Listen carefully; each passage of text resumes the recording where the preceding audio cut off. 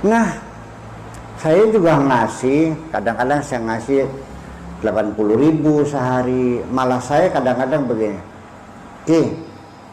amal ini baca sallallahu ala Muhammad 80.000.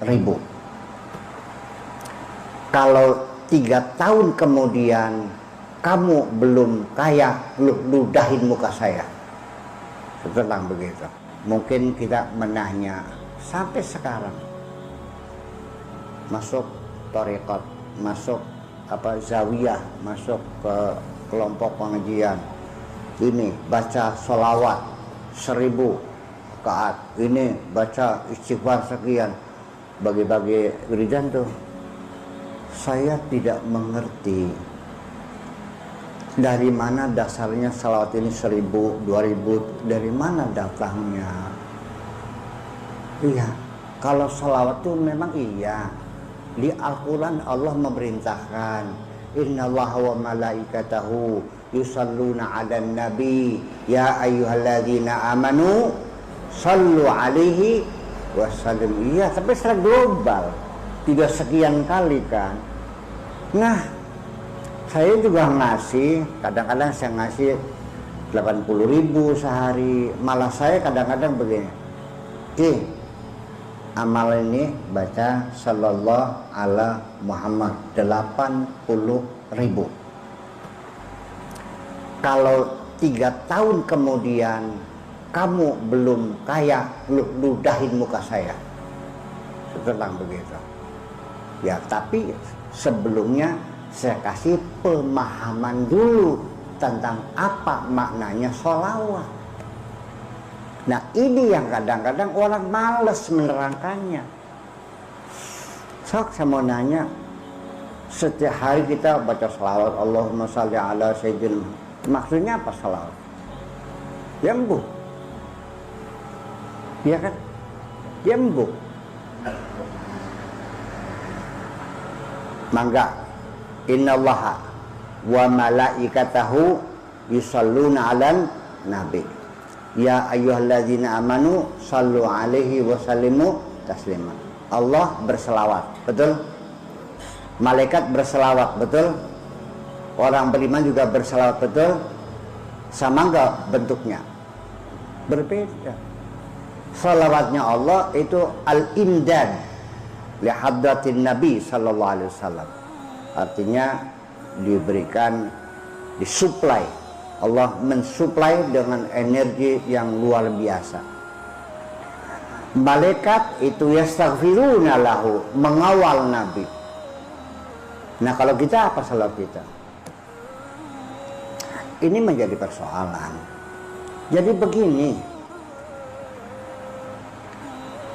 kalau kita berselawat kepada Nabi, Nabi sekarang sudah tidak ada, ya kan? Sudah meninggal dunia.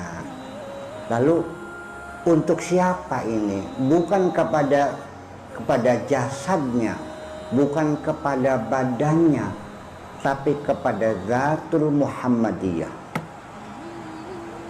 yang diciptakan oleh Allah sebelum Allah menciptakan apapun. Nah, saya pernah ngaji di pondok, live langsung saya mengatakan bahwa Allah sebelum menciptakan alam semesta, pertama-tama yang diciptakan adalah manusia. Bingung orang semua, iya kan? Langit dulu tak manusia dulu? Ya manusia dulu.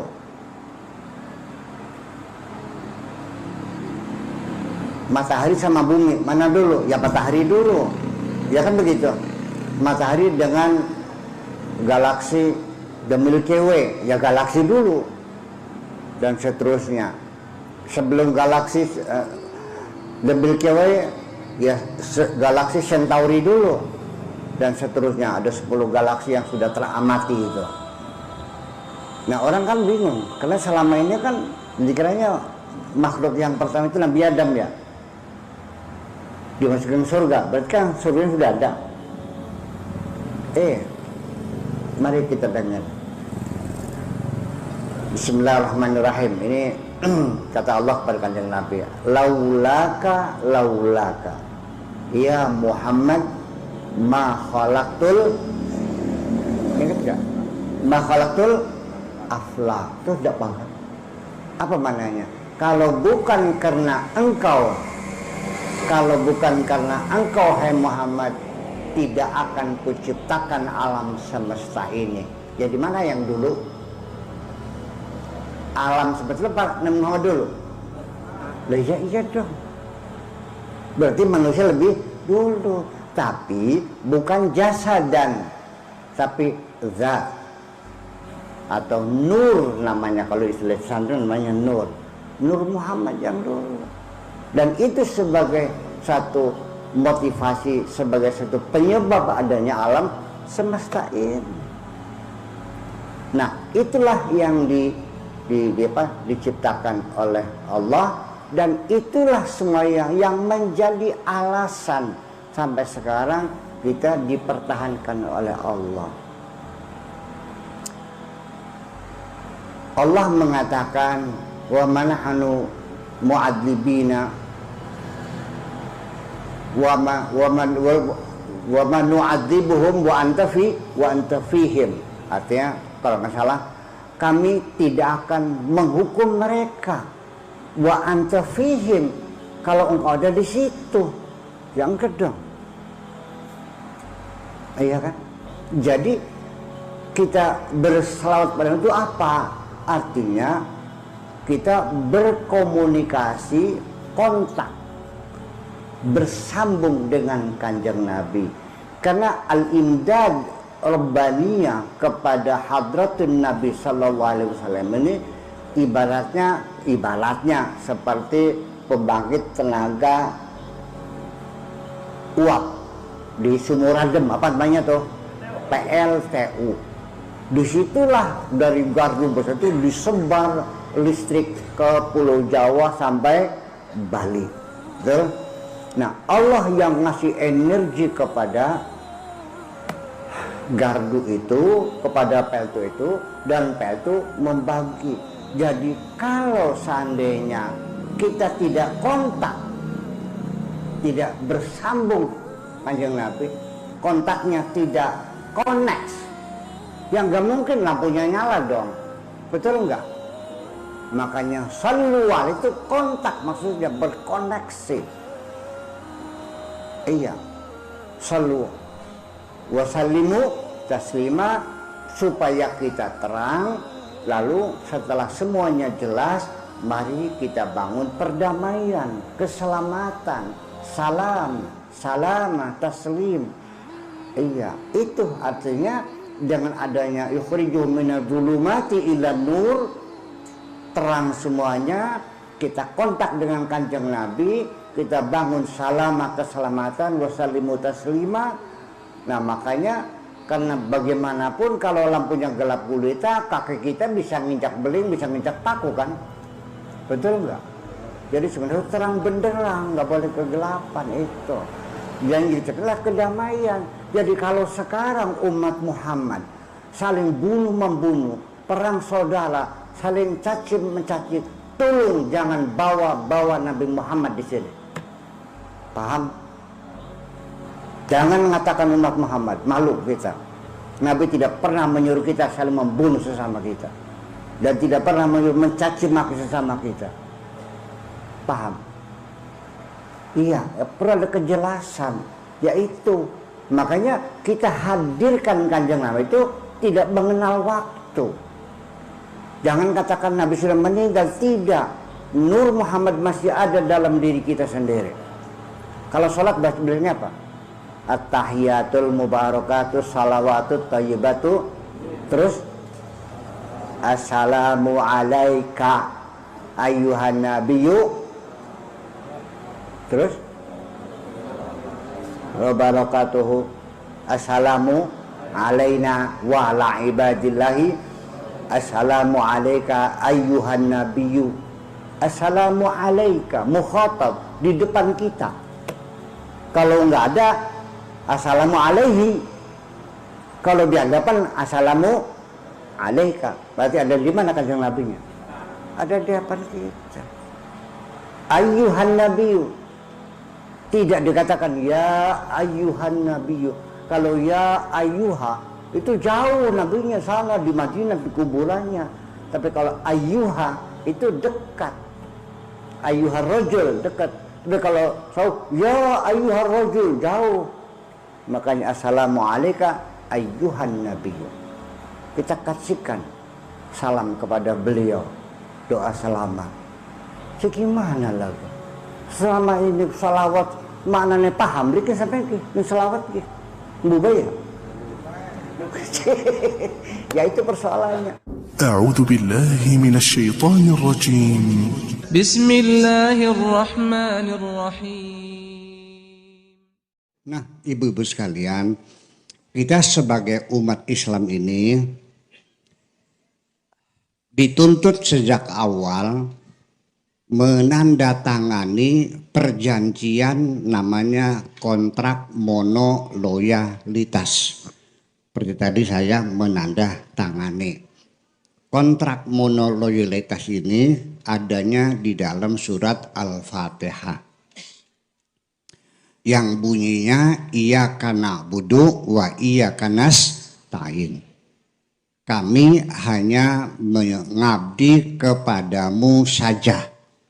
Dan kami hanya berdoa atau meminta pertolongan kepadamu saja. Kula ngawulane ning sampeyan bae, kula njaluke ning sampeyan bae. Namanya kontrak monoloyalitas, kesetiaan tunggal. Itu yang perlu kita ini.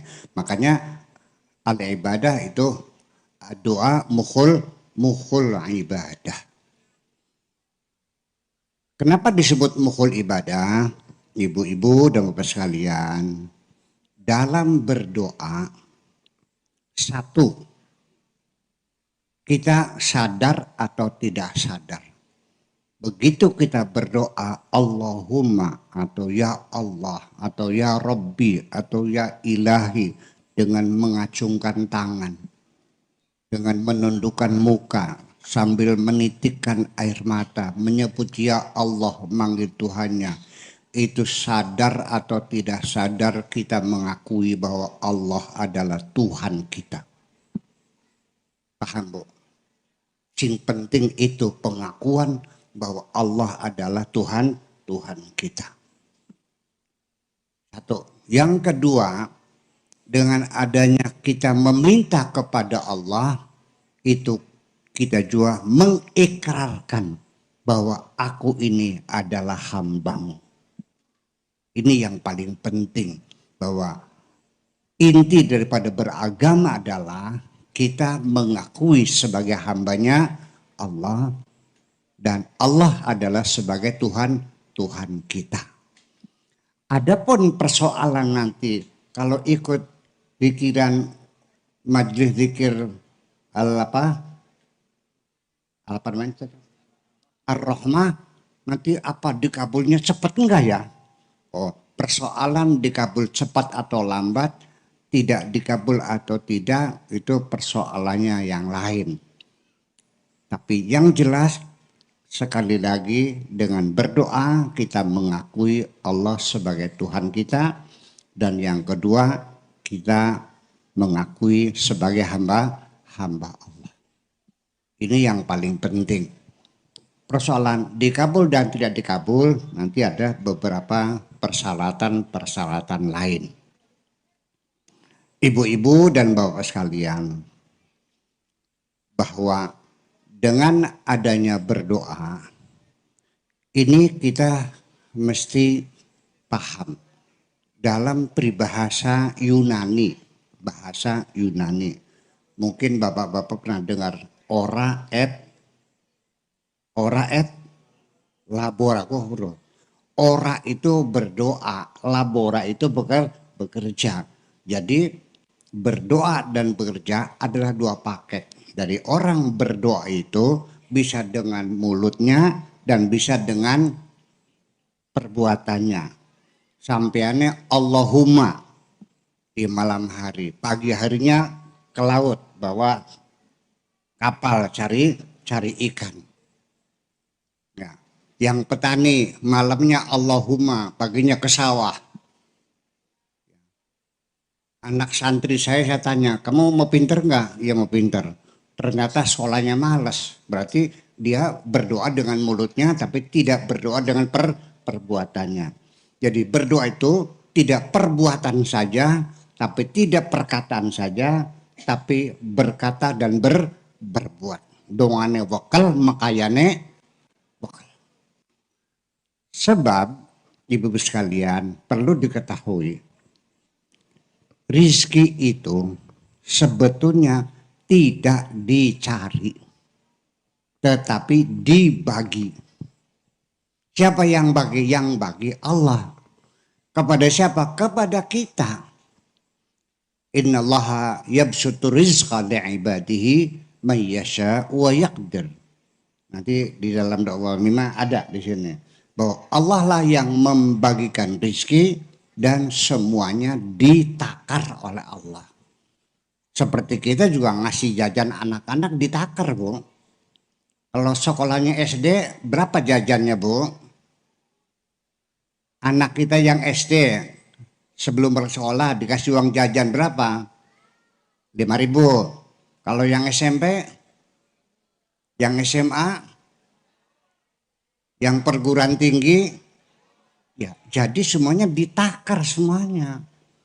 Jadi kalau kita dikasih rezekinya sedikit, berarti Allah melihat bahwa kita ini pantasnya sedikit. Haji Kasum dilihat oleh Allah pantasnya banyak, dikasih banyak. Jadi akhirnya nantinya yang penting ketika kita berdoa itu bukan rajin berdoanya nantinya mah.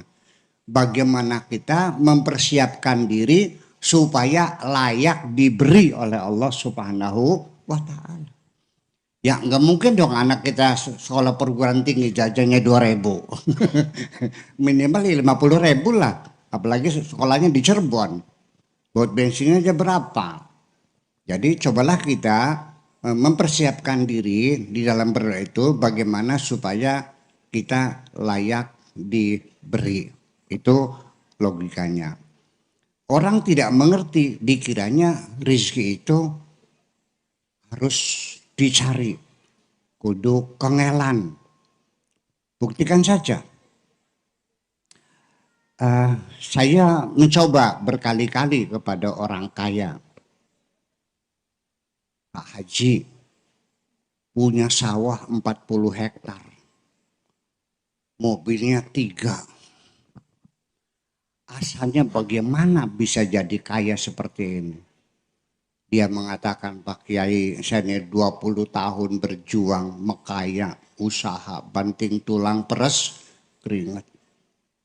Oli kengelan dengan susah payah. Begitu jawabnya kan orang kaya, betul nggak? Oli kengelan, oli pegel, oli mekaya, jungkir balik, endas tadi sikil, sikil tadi, awan tadi bengi-bengi tadi. Saya mau nanya, dasarnya oli kengelan, dapat susah payah. Saya mau nanya, di eretan ada nggak orang yang bersusah payah tapi miskin terus? Ada nggak orang yang tidak bersusah payah tapi kaya? Jadi ada hubungannya kaya dengan susah payah? Ada hubungannya enggak? Ada.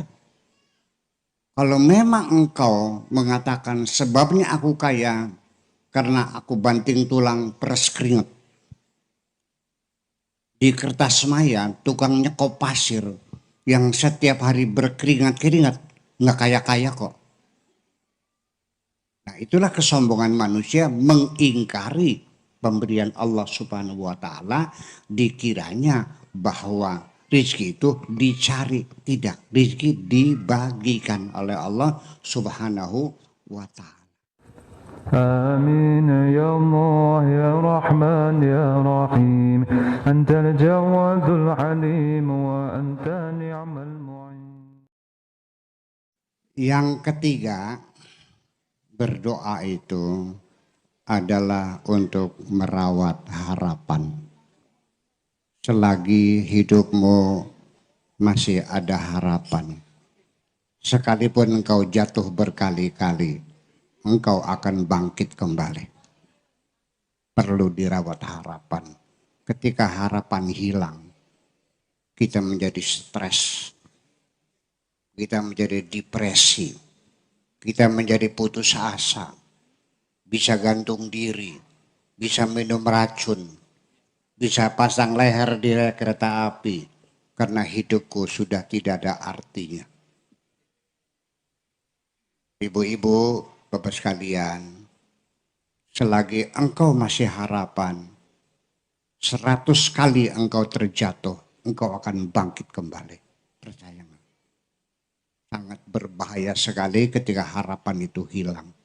Karena kalau masih kita Allahumma menengadah ke langit dengan penuh rendah hati, kita masih punya harapan. Adapun nanti persoalan doa kita dikabul atau tidak, kita jangan ngatur, biar Allah yang menentukan waktunya. Satu. Yang kedua, bagaimana caranya Allah mengabulkan?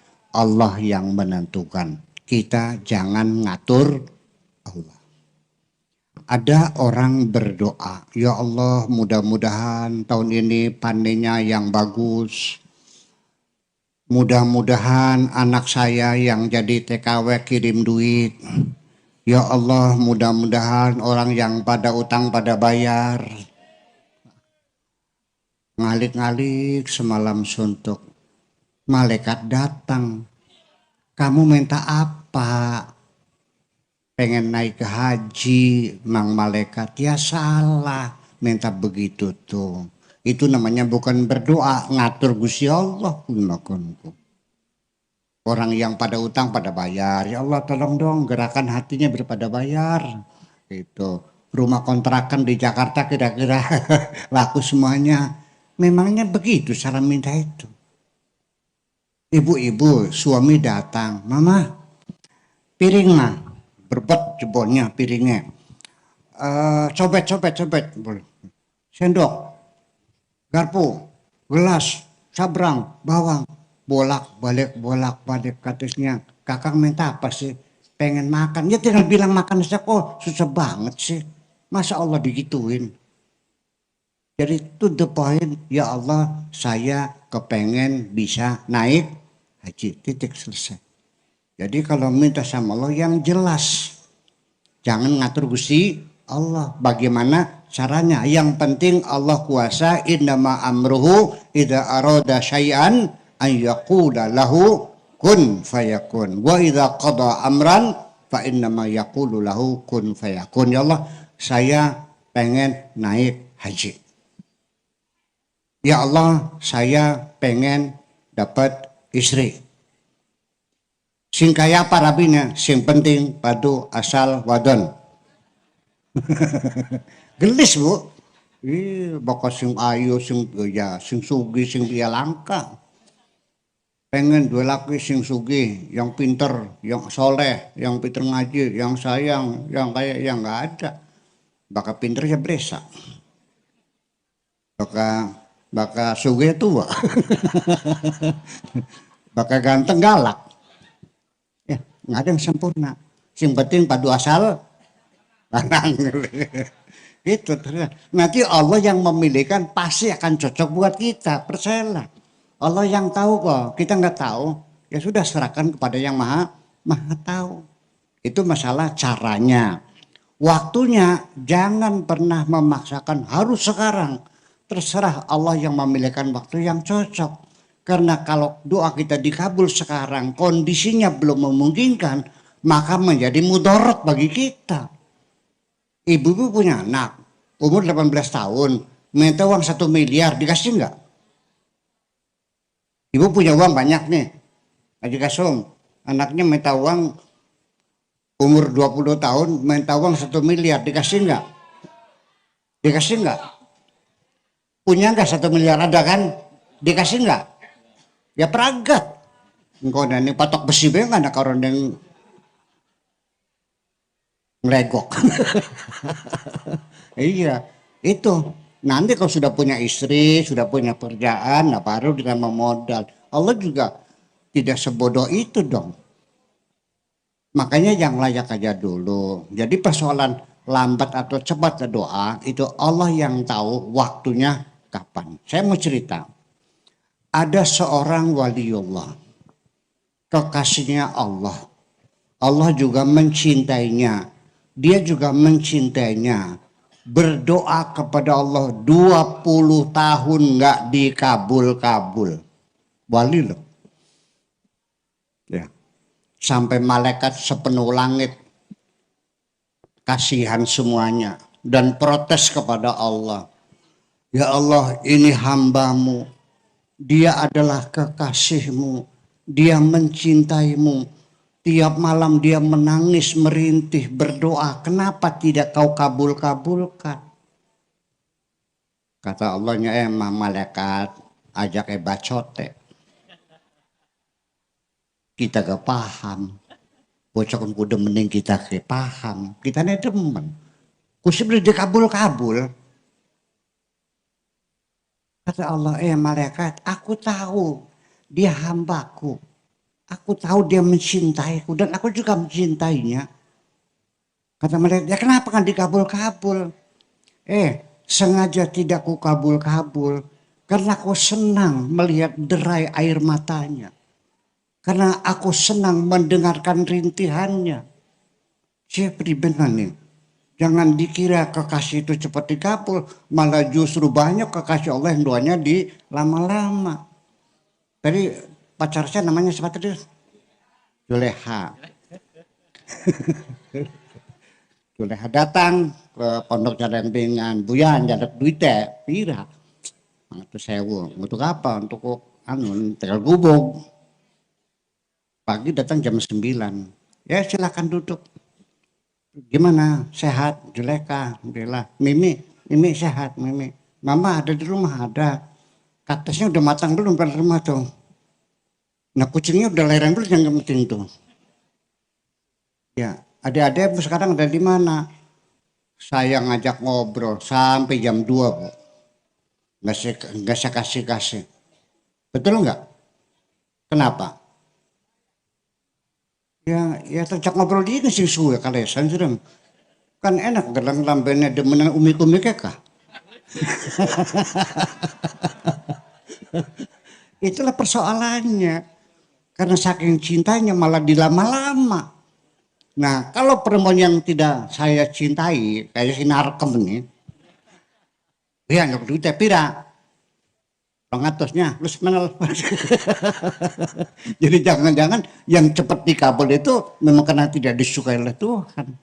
Kekasihnya malah dilambat-lambat. Dan kekasih juga nanti perlu diketahui kebahagiaan dia adalah ketika curhat kepada Allah.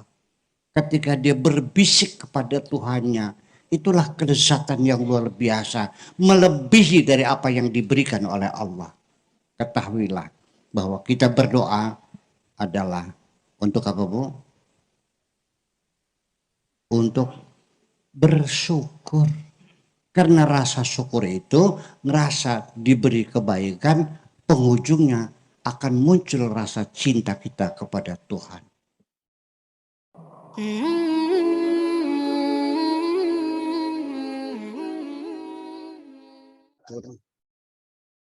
Bisain, jangan kamu mudah putus asa, jangan sampai semangatmu mengendur. Ya. Fa innallaha fa'alun lima yurid, karena Allah itu bisa berbuat apa saja yang dikehendakinya. Allah bisa berbuat apa saja sesuai dengan kemauannya. Itulah dari fa'alul lima yurid itu dalam bahasa Jawane terjemahkan Gusti Allah niku sekarepe dewe. Terkejut orang tuh. Masya Allah sekarepe dewe. Jadi memangnya Allah bisa diatur. Allah bisa dipaksa. Allah kan semau dia. Ya, orang yang bisa diatur ngomongnya semau gue. Nah, Allah juga sama gue dan itu benar sebagai Tuhan. Ya, kalau diatur ya bukan Tuhan dong namanya. Itu. Walihada hukiya an ba'dis salihin, dihikayatkan, diceritakan once upon times, ya, pada suatu hari, konon dahulu kala di zaman di negara entah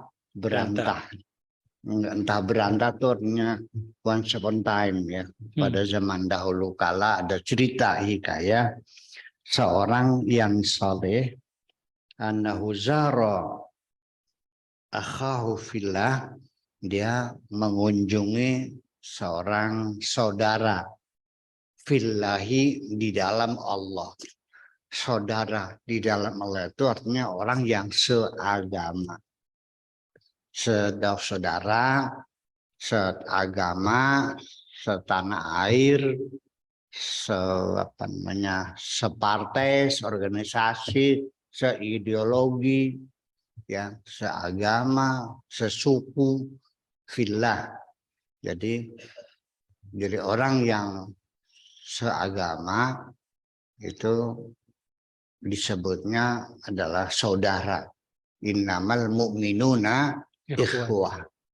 Jadi siapapun kalau agamanya sama, ya kita katakan, kita panggil ya akhi. Inna hadza akhi fillah. Ini saudara saya fillah, artinya sama-sama agamanya sama, yaitu agama Islam. Itu kita katakan fillah, akhi fillah. Ya, akhi fillah, saudaraku yang seagama. Ta'ala faqala lahu ya akhi, ya.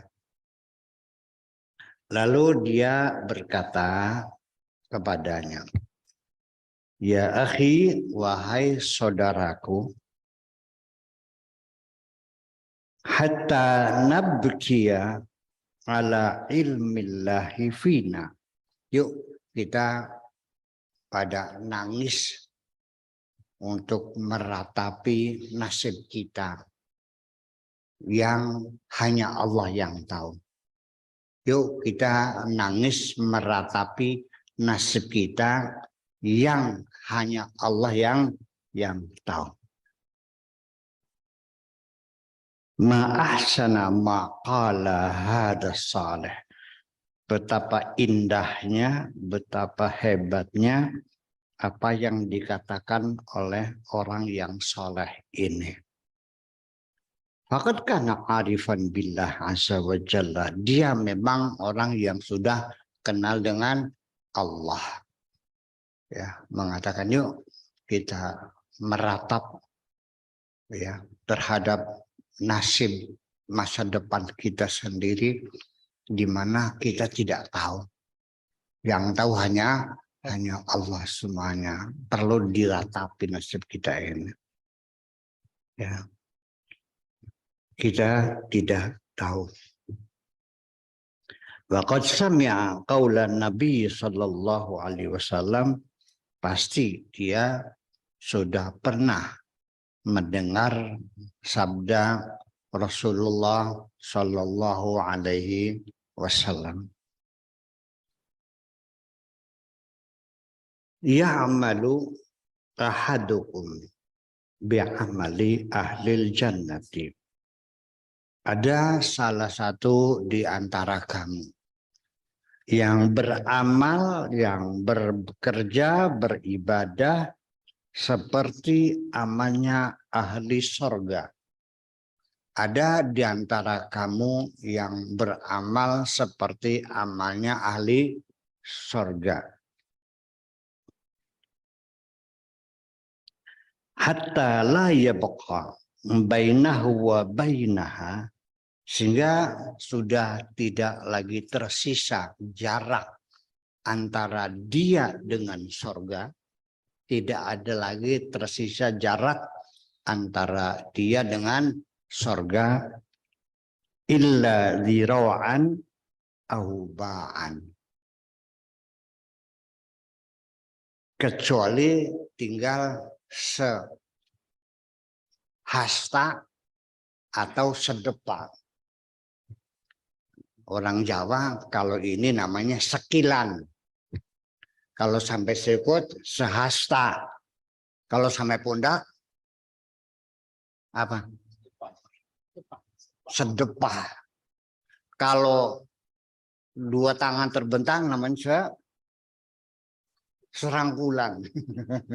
Itu ukurannya. Jadi jaraknya sudah dekat sekali, dia dengan sorga tinggal sekilan lagi lah. Ada di antara kamu yang beramal seperti amalnya ahli sorga. Artinya berbuat baik terus. Semuanya kebaikan-kebaikan. Nggak ada dosanya, mulus gitu. Sampai dengan surga tinggal sekilan lagi. Gitu kata Kanjeng Nabi Muhammad sallallahu alaihi wasallam.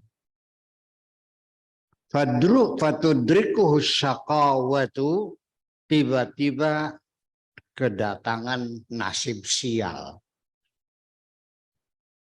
Kedatangan nasib surga tinggal sekilan lagi, tiba-tiba kedatangan nasib sial. Fayasiru min ahlin nar. Akhirnya dia ternyata masuk neraka. Ternyata bukan masuk surga, tapi masuk neraka. Sup dia bersih mancing. Ih kemana? Ada apa itu? Ini yang kita menjadi sedih, kita tidak tahu. Wa ya'malu ahadukum, dan ada lagi salah seorang di antara kamu yang beramal bi'amali ahli nar, amalnya ahli neraka.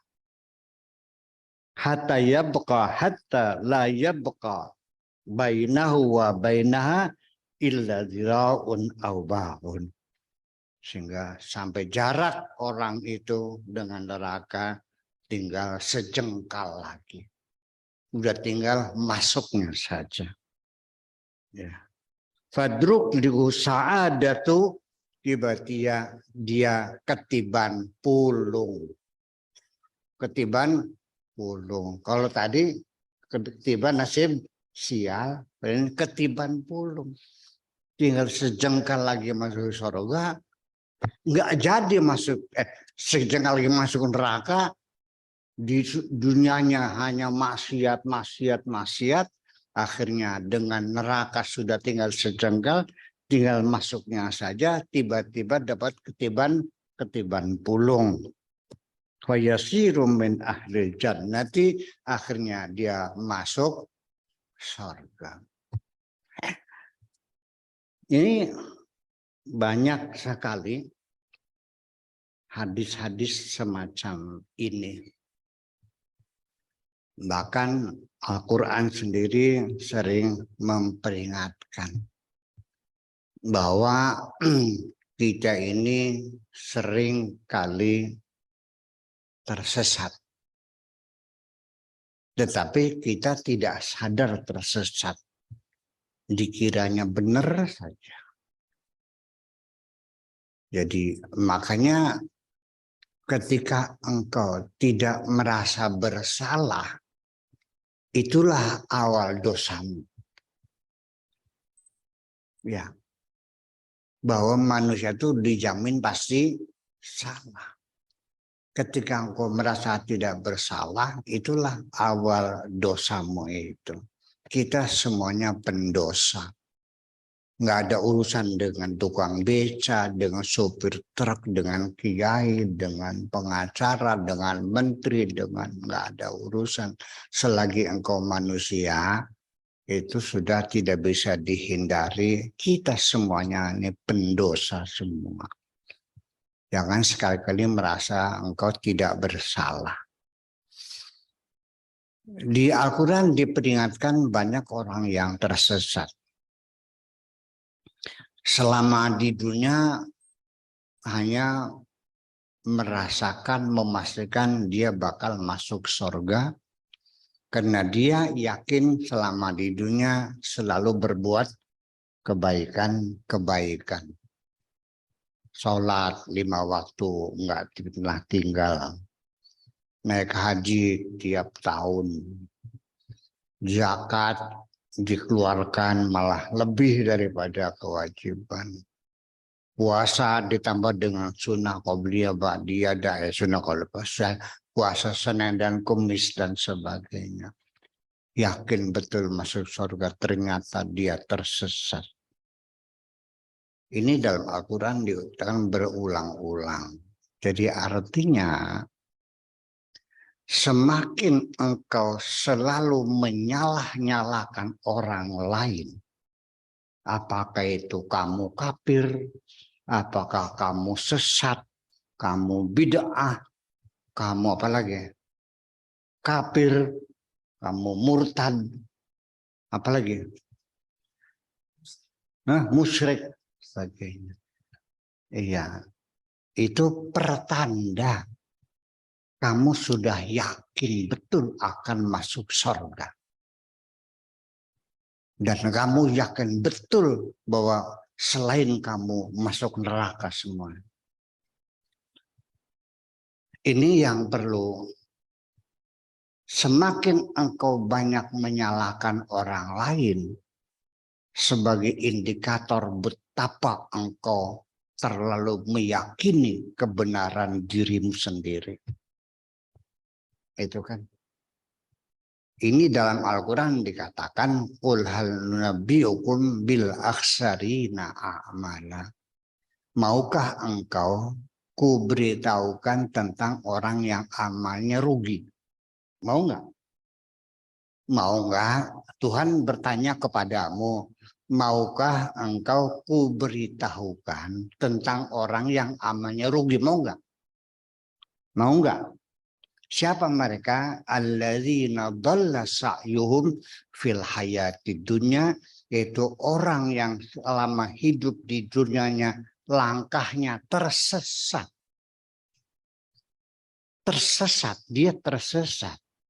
Wahum yahsabuna annahum yuhsinuna sun'a, tetapi dia menganggap, menduga dirinya selalu berbuat kebaikan-kebaikan. Ternyata semuanya adalah pelanggaran-pelanggaran.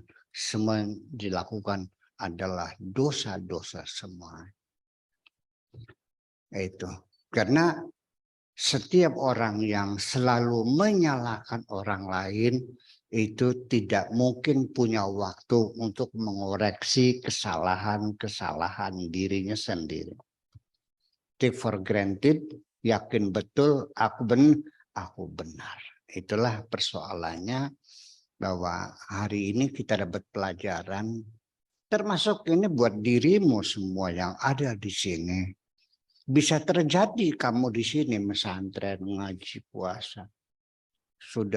Surga sudah di hadapan mata.